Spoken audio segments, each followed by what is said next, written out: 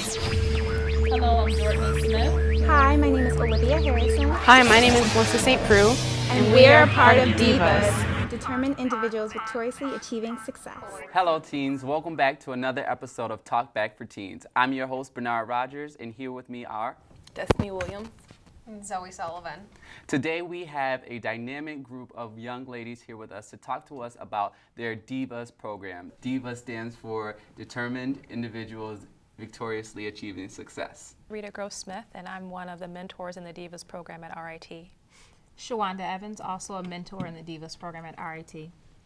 Jordan Smith, I'm a diva.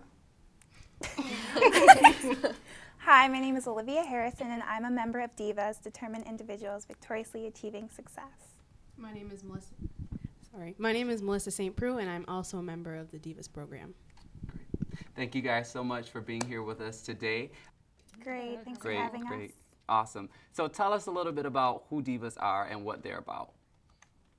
Well, D.I.V.A.S is a program at RIT that started in 2011 with Dr. Candace Baldwin. She's also the director of the Multicultural Center for Academic Success at our school. And it's a program that empowers and uplifts young women at our campus and also in the Rochester community.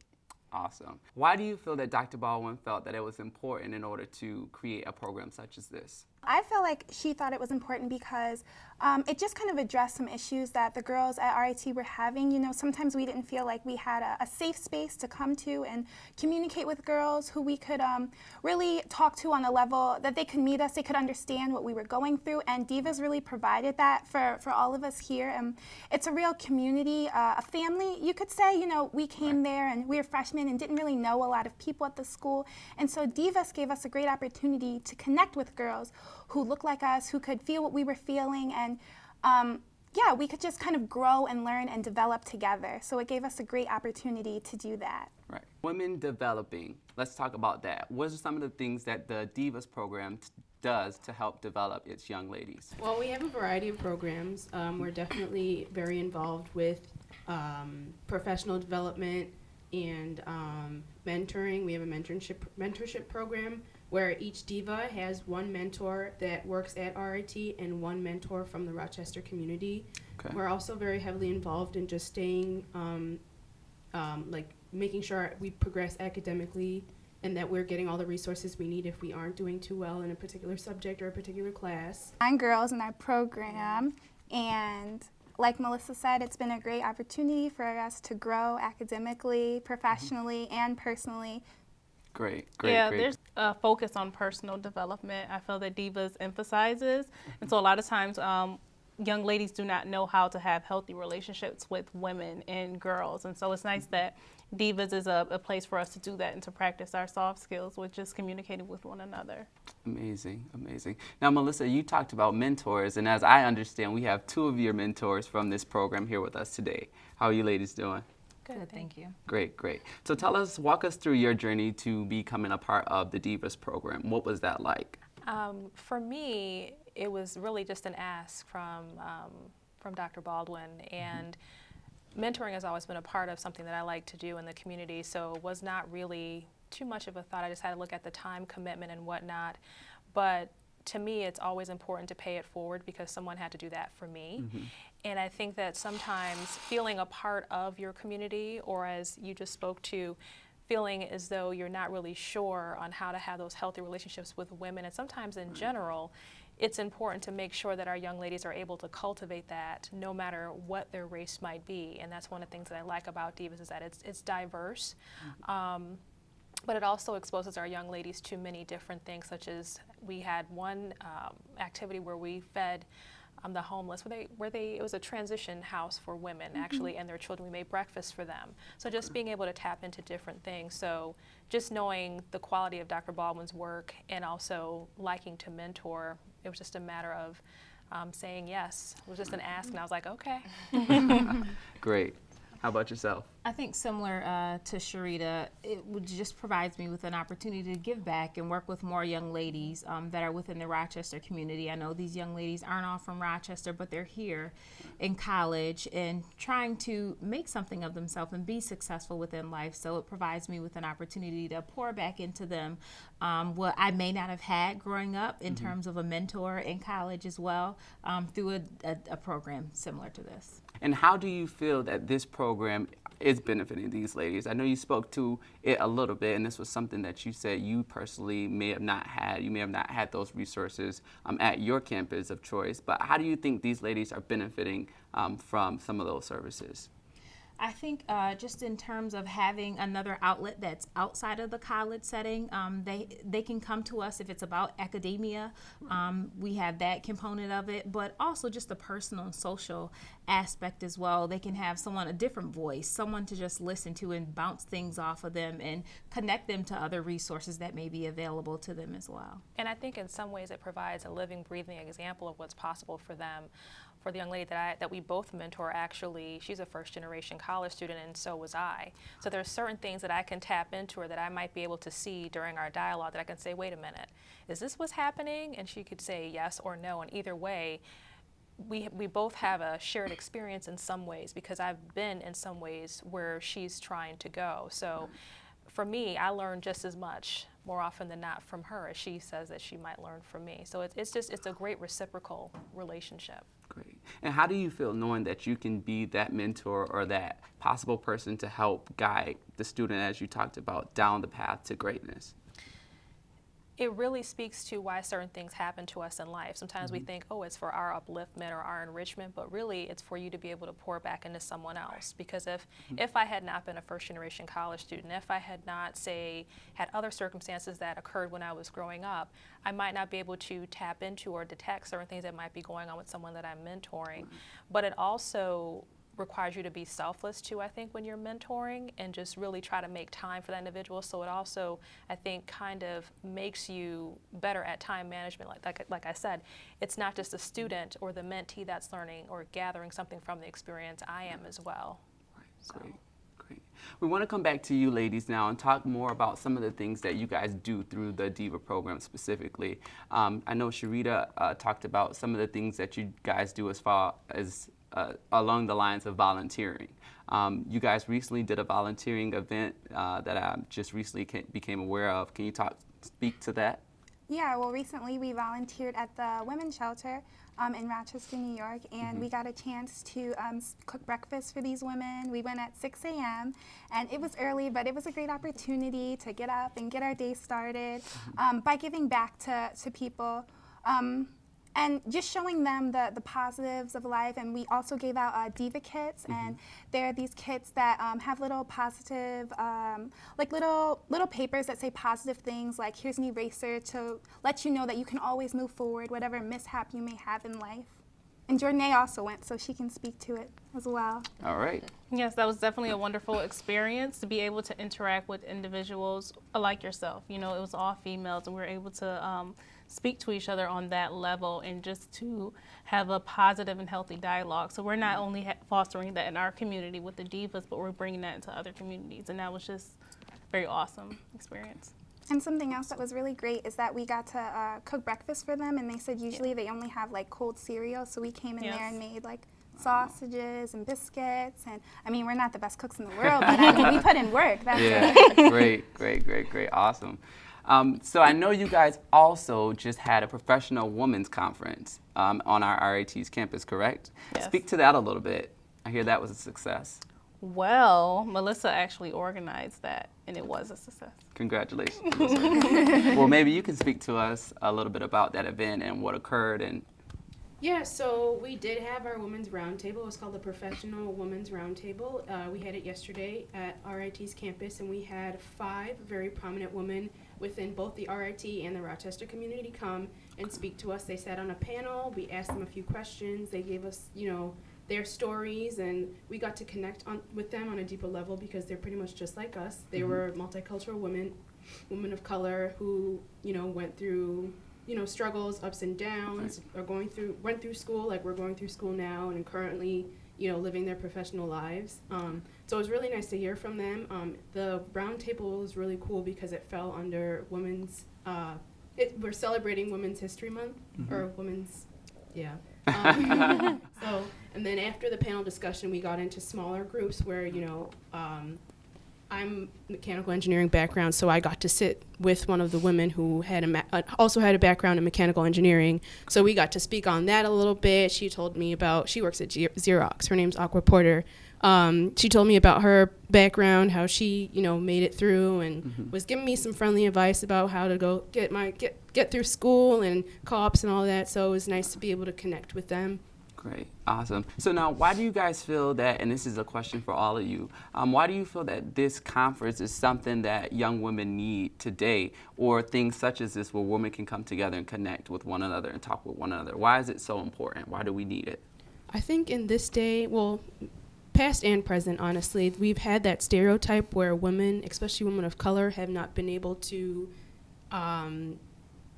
be positive with each other. Like, women are always putting each other down, always talking bad about each other. So it's good to have something like this where we can encourage ourselves and the community, to say, hey, like, let's break this barrier. We are women, we're professional, we are divas, and we need to show the world that we are bright, we are beautiful, and we can be positive. We can lift each other up because there's no reason to tear each other down. Great, Yeah. great.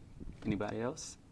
I think it also provides, as it was spoken to earlier, a safe space, because sometimes there are needs that people have, not just young ladies, but just in general, and they're afraid to speak to them. But when you're put in a position where you have a mentor, you can feel comfortable and safe in really talking about what your fears are or what your aspirations are that you don't think are possible, but it's only because you don't know what the resources are, and your mentor may have access to those resources. So I think it creates a safe space that a mentor can really help that mentee to find their way.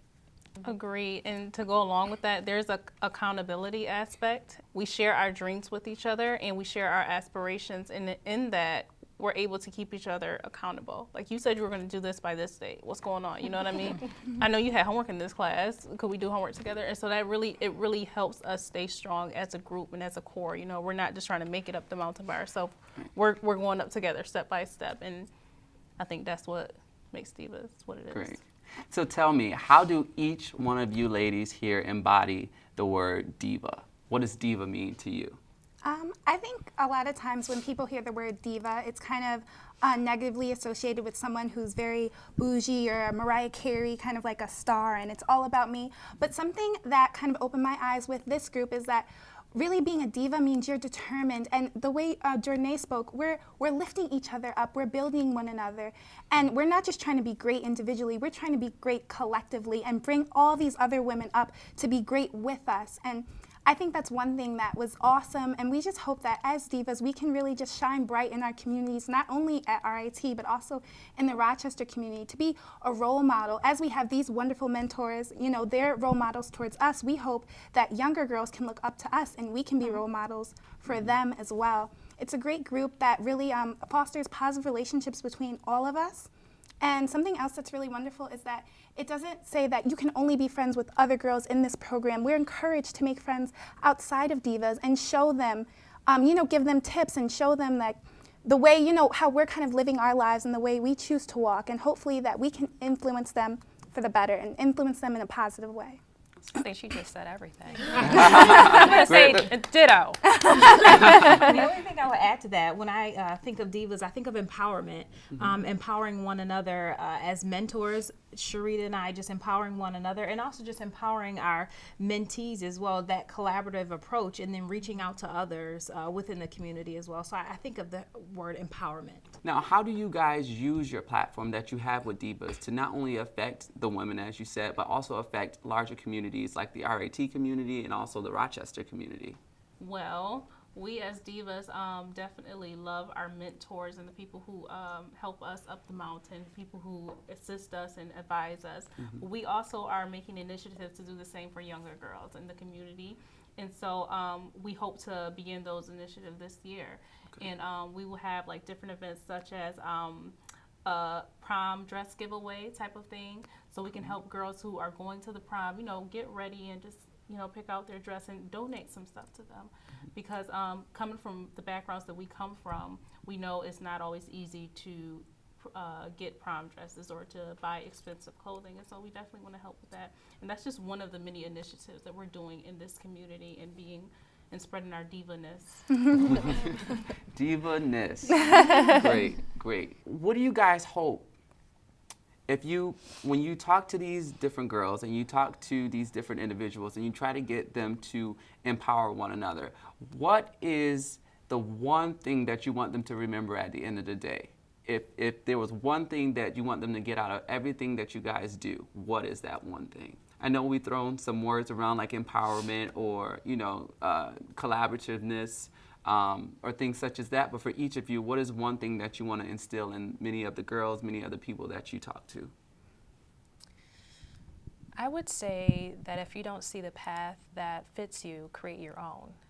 One of the analogies that I use, my friends and I sometimes use is, and this is not a violent analogy, but keeping a small hammer in your purse, because sometimes we wait for other people to open the door for us, and sometimes it doesn't happen for various reasons. Sometimes it's deliberate, and sometimes it's not. And so you might just have to chip away every day and make your own hole in a wall, and then one day just walk right through to create your own path. So if somebody's not opening the door for you, you have to take initiative. You can be a trendsetter or a trailblazer, and do it gracefully, professionally, articulately. But sometimes you have to step up and take things into your own hands and take initiative and make your own way. And it's okay to do that. Nicely said. I would just have to add to that. I would like for individuals just to find their purpose. Find their purpose, find their path. You may encounter some roadblocks through that, but you have this network, whether it's divas, outside of divas as well, to reach back into and to help you through some of those stumbling blocks. But just find your purpose and lead by example, and everything will also just fall in place with that. For myself, I would add, I would want young ladies, in divas and outside of divas, as we proceed on mentoring ourselves, to know that you can do it. Growing up, we see both sides of the spectrum. We see women we want to be like, and we see women we don't want to be like. And I just want them to know that dream that they have in their mind is possible and it's totally attainable. And you just need a core support system, and you need core values, and you need determination, and you can do it. And that's what we provide here. So I want them to know they can do it. I would probably want young women to know that, I agree a lot with what Jordan said, that they can do it, and also the power that is in your own thoughts. I mean, if you choose every day, say, I can do this, I'm great, I'm wonderful. I mean, just being positive. I'm such a big advocate on the power of positivity, and I would really want other young ladies to know that if you believe in your heart, like, that you can do it, you can attain your wildest dreams, and surround yourself with other people who uplift you, who are positive, who can feed into you in a good way, and not people who can only take away from you. And if they're in those kind of groups, to get out of them as soon as possible and find those groups that really uplift them and are positive energy, because the power of positivity and positive energy can take you so far. And to add on to what Olivia said, self-esteem and self-empowerment is very big for me. And I know that while I was in the group and I was a freshman and sophomore, I was trying to find myself, trying to figure out where I belonged and all that. And D.I.V.A.S was definitely that outlet that helped show me my path. And it's one of those things where women sometimes don't feel they could do as much as they really can. They think they can't do much, but they can do a ton, So having that self-esteem, having that, like she said, thinking that you can do it, believing that you can do it, you can do it. If you think you can do it, you can do it. Great words. If you think you can do it, then you can do it. I had to say it a second time. It's great. It's amazing. So we're going to come back to you guys with a second segment of Talk Back for Teens in just a short moment. This is Talk Back for Teens. Make sure you guys like us on Facebook, Twitter, and Instagram. Talk Back for Teens with a 4. Thank you.